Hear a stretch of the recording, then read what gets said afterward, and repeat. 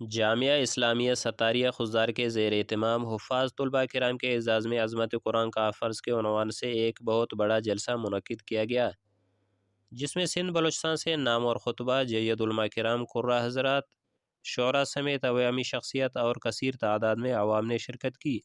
اس موقع پر حفظ قرآن کریم کی سعادت حاصل کرنے والے حفاظ کرام کی دستار بندی کی گئی،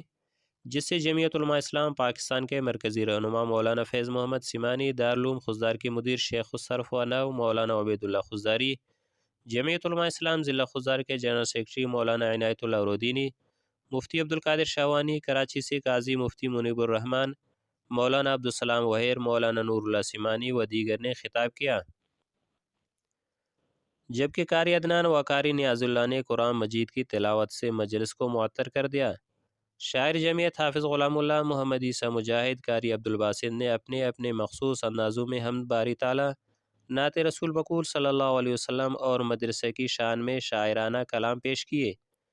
اس موقع پر تبلیغی جماعت خضدار شورا کے ممبر حاجی عبدالستار، مولانا محمد اسحاق شاوانی، جمعیت علماء اسلام ضلع خضدار کے کوآرڈینیٹر مولانا بشیر احمد عثمانی، مولانا عبدالوحید ریسانی، حافظ سراج احمد، مولانا محمد صدیق، مولانا عبدالحکیم محمزی، مولانا محمود الحسن قمر، مقبول لہڑی و دیگر نے خصوصی شرکت کی۔ جلسہ مدرسہ کے بانی مولانا عبدالوحید کے زیر اہتمام و قاری نذیر احمد، مولوی زبیر احمد، مولوی محمد اسامہ کے زیر انتظام انعقاد پذیر تھا۔ رپورٹ کیمرہ مین میر احمد کے ساتھ یحییٰ مردوئی، نمائندہ خصوصی، تشریح نیوز۔